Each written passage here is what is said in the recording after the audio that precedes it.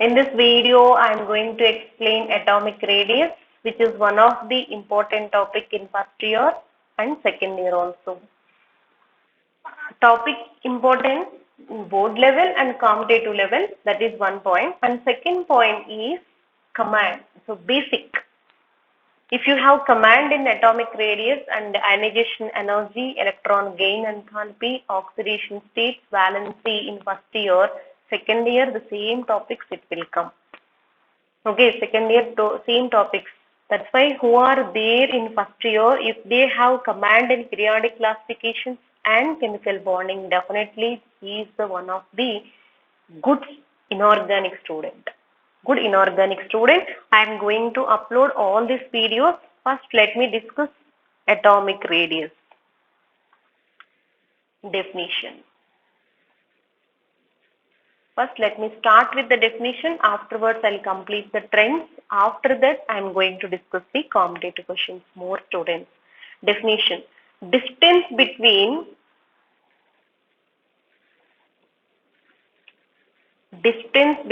the center of the nucleus to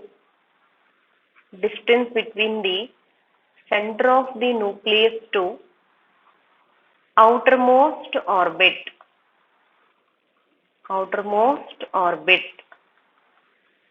in neutral gaseous isolated atom.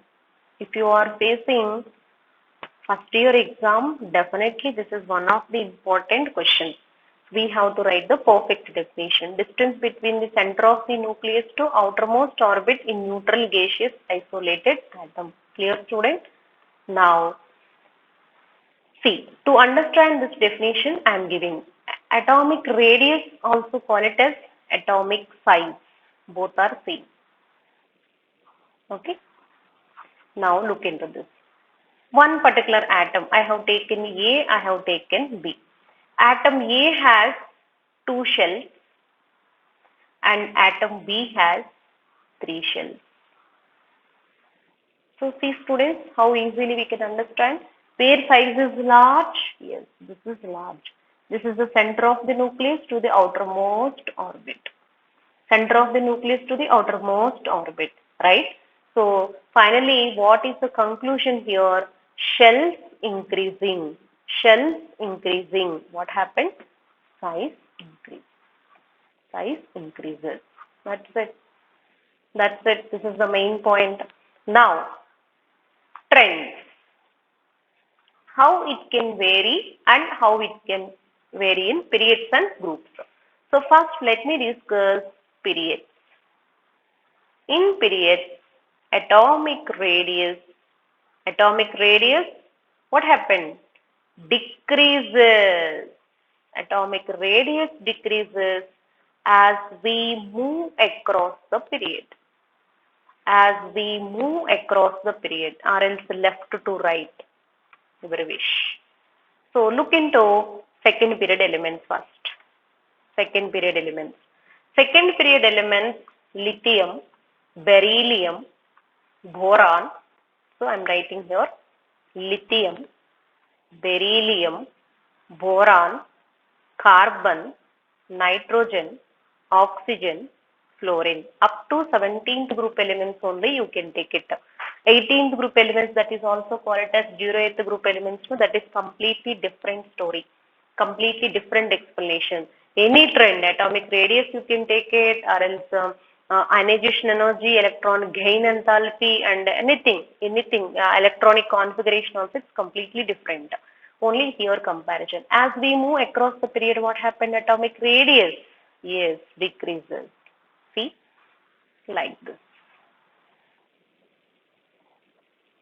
Now, why? What is the reason? Reason due to Z effective increasing. What is Z effective? Nuclear charge. Nuclear charge increasing. That's it, students. Nuclear charge increasing. What is the nuclear charge?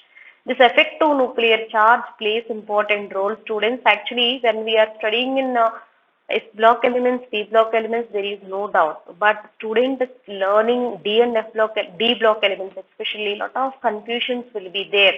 So we'll spend good time there. So first, let me complete at ZF2. Okay. First, look into atomic numbers. This is 3, 4, 5, 6, 7, 8, 9. Right, students? Now, if you write electronic configuration 1s2, 2s1. If you write this one 1s2, 2s2. How to write electronic configuration in the previous video I have uploaded, right? Go through that. 2p5, right? So finally, what I observed across the period, shells not increasing, same shell. See, this is the guy lithium 1s, this is the guy 2s. 2p also there, it is vacant, but it is available. Here see, up to end also you can see 2p only, no? See, 1s, 2s, only two shells, right? And that is the same shell, first point.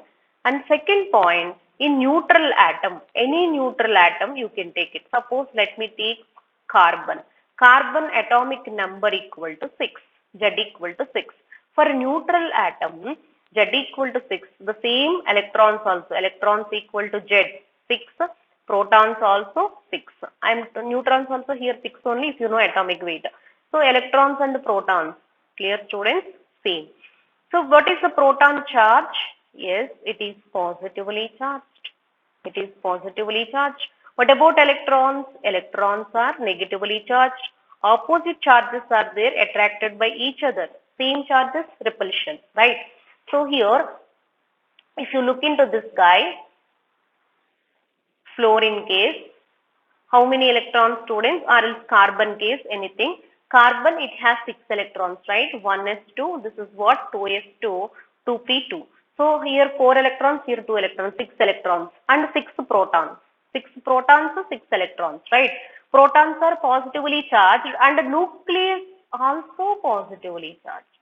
Both are positively charged. And shell, if it is increasing, no, then a different story. That is, the attraction is decreasing. But here same shell adding electron, that is, electron is negatively charged. This is a proton is positively charged, nucleus is positively charged, attracted strongly towards itself, oppositely charged, strongly attracting. Then what happened? Attraction is more. You can write 1 point here. Attraction increases. What happens? Size decreases. It plays very important role.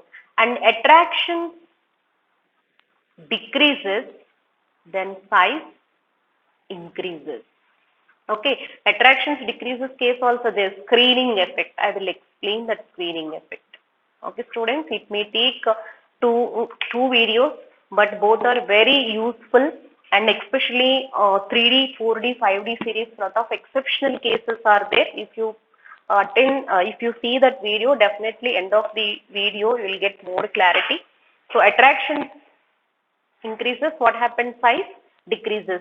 Attraction decreases, size increases. Okay. Now this is about periods. Clear? So that's the reason. Finally, what is the conclusion point? As we move across the period, atomic number increasing. Atomic number increasing is nothing but protons increasing and electrons also increasing. But nucleus and protons both are having same charge, no. Because of no difference in the shell, he is strongly attracting electrons towards itself. Such a way, size is decreasing. Once you come to the groups, then you will get more clarity, students. Groups. In groups, what happened?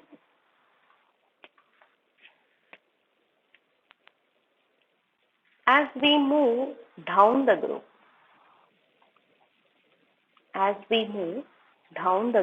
what happened? Size increases due to shells increasing. Very easy, this one. Starting definition itself I had given, no, shells increasing. Okay, look into one group, lithium, beryllium. Okay, groups we can take it. Lithium,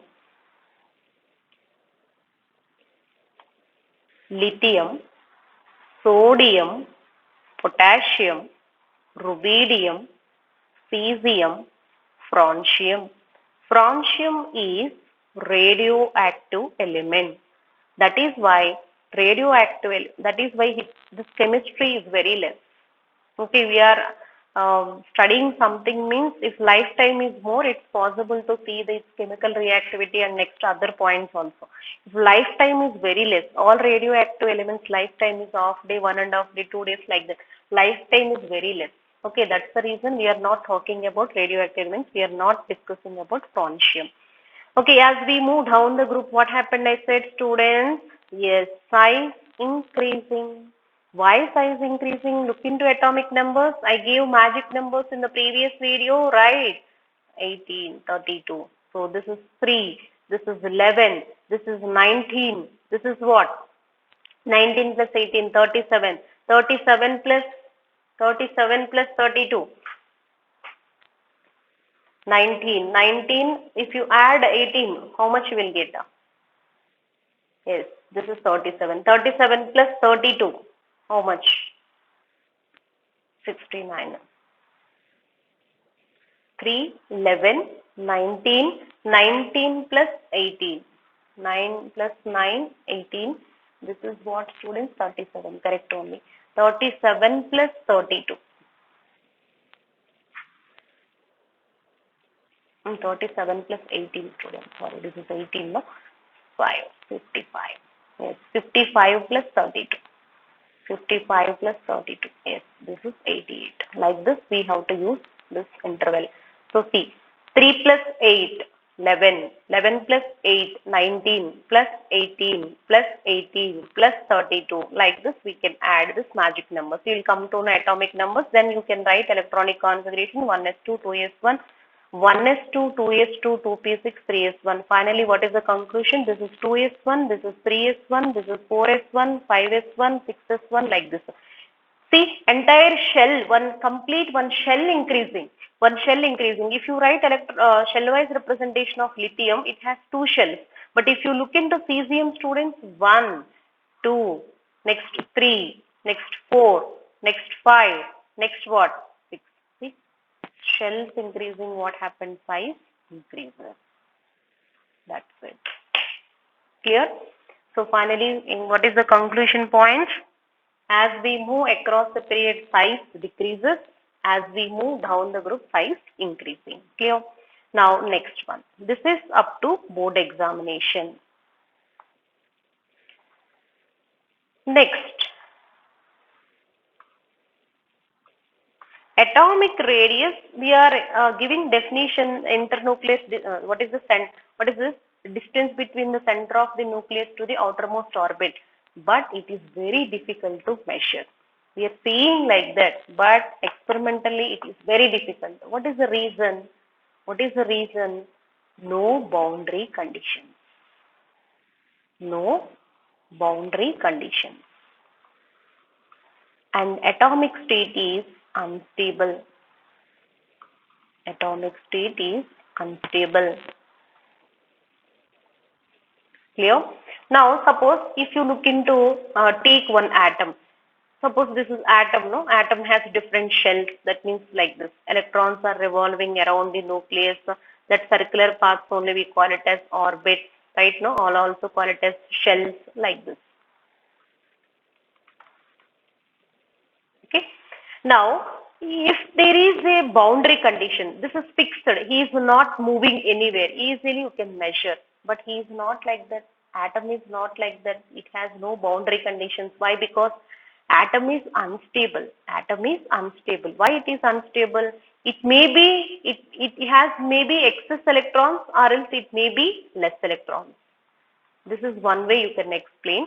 And second point, whenever electron absorbs energy, it will go to the higher states, next to higher states. It will go to the higher states. Whenever go to the higher states, size increasing, and higher states generally unstable, coming back. Coming back time, so lower states, size decreasing. Size increasing, decreasing. Increasing, decreasing. Like that, there is no boundary conditions. That's the reason it's not possible to measure atomic radius. That's why how to measure atomic radius means first we are converting into molecule. Molecule. After molecule formation, it's stable. Suppose to understand this one, I am explaining. See, chlorine atom Chlorine atom. When it is in atomic state, unstable. Chlorine has one unpaired electron, chlorine has one unpaired electron. Both are mutually sharing. It forms chlorine molecule. Once it forms the molecule, it is stable. It is stable. Then you can calculate the molecular radius. Molecule. This is covalent bond, no? Covalent radius you can calculate. Covalent means mutually sharing of electrons. Covalent radius you can calculate like that. Okay, now I am showing the points, students. Listen. Atomic radius measuring is very difficult because there is no boundary conditions. Okay, but how they are measuring in terms of four different radius. The first one is covalent radius. Covalent radius. And the second one is ionic radius. And the third one is metallic radius. And fourth one is van der Waal radius. Van der Waal radius. Clear, students? Like this. Covalent radius. In covalent molecules we can calculate like pure covalent molecules. We can take it like chlorine, next to hydrogen molecule, anything like this we are calculating. Monovalent F2 molecules, like okay, ionic radius. In ions means cation, anion. Cation is positively charged, anion means negatively charged. Cation, this is cation, this is anion. Cation size always small because he is losing electrons. His losing electron is nothing but, suppose if you look into this one, it has first condition is like this. Now he is losing one electron, then electron cloud, electron removing means the electron particular circular path cloud is not there. No, cloud is not there means that is shell. Only we have two shells. That's it. Size decreases. Anion, suppose anion. So he gained electron. He gained electron means, so first of all 1, 2, 3 shells. Now gained electron revolving like this, circular path. Finally size increasing. In anion's case, size increasing. Cation's case, size decreasing. Next, metallic radius. In metals we are calculating.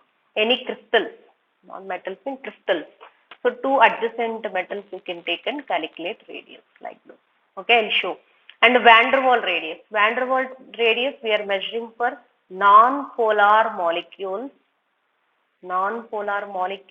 and noble gases. See, first I'll give the detailed explanation of covalent radius, remaining also same like that. Van der Waal radius again plays important role. See, covalent. This is chlorine atom, another chlorine atom. Both are overlapping. Okay, overlapping. It will get bond. Chlorine. You will get bond. Mutually sharing. So once it forms the molecular state, that is stable. Stable state is nothing but less reactive. Atomic state is more, or atoms are more reactive. Why? Because they are in unstable condition. So once it forms the molecule, it will be stable. So see your students how they are asking questions. Covalent radius. So what is the covalent radius definition? Yes, here it has nucleus, here it has nucleus. Internuclear distance between these two, you will get covalent radius. I am writing your definition. Half of the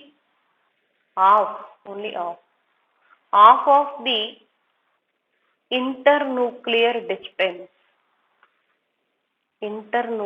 distance between the two singly bonded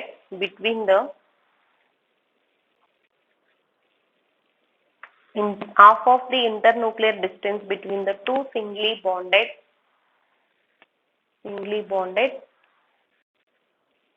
homo atoms.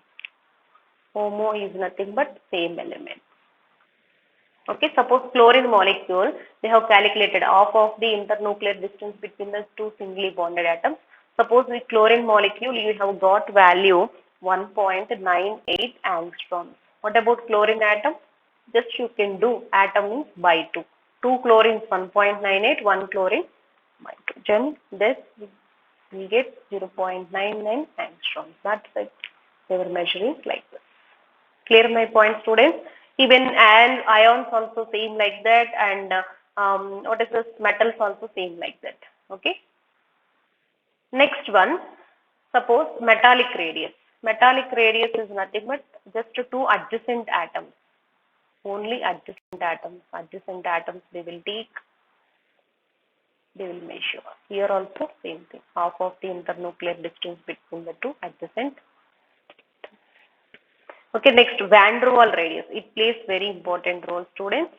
Van der Waal radius. Van der Waal radius we are observing in case of non-polar molecules and noble gases. Noble gases. Van der Waal radius. There is no bond. No bond. We have to remember this is the main point. Okay. Suppose you just know we have taken chlorine molecule. No, this is chlorine molecule, another chlorine molecule. Now molecules I'm writing. This is chlorine molecule. This is chlorine molecule. So students, to understand this one, I'm explaining one point here. Chlorine and chlorine. 3.1 electronegativity, 3.1 electronegativity, mutually sharing of electrons. No polarity. If you look into HCl molecule, definitely polarity will develop because different electronegativity. Who is more electronegative? Attract electrons towards itself such a way partial negative charge, partial positive charge develop, right? Right. So here, but mutually sharing here, no polarity. No polarity. This is chlorine molecule, this is another chlorine molecule. There is no polarity, no attraction. But polar bonds is there. Suppose HCl molecule, if you keep in one vessel, definitely attractions will be. That is it. But here, strong bond also will develop. But here what happened? No, just attraction, just very close. That's it. There is no bond. There is no bond. So this is half of the internuclear distance between the two non-polar molecules. What we call it as van der Waals. See, more bond length here, more distance. That's why van der Waal radius is greater in all the radiuses. Now next one, helium. Helium atom I am taking and helium. And you can take it as molecule. Depends on a concept. We are talking helium atom and helium molecule. It is individual existence because they are having stable electronic configuration. Here also, no bond, just attraction. So here half of the internuclear distance between the two atoms we call it as van der Waal radius. Clear? So like this, briefly I have explained this concept to students. Go through the points. Now just immediately I am going to upload NEET and mains exam, how they are asking based on these questions. In ions, ionic radii, in noble gases, van der Waal radii, which is greater, which is lesser. If they are giving two values, how can you guess answers? I am going to upload now. So first watch this video, students. Thank you. Thanks for watching.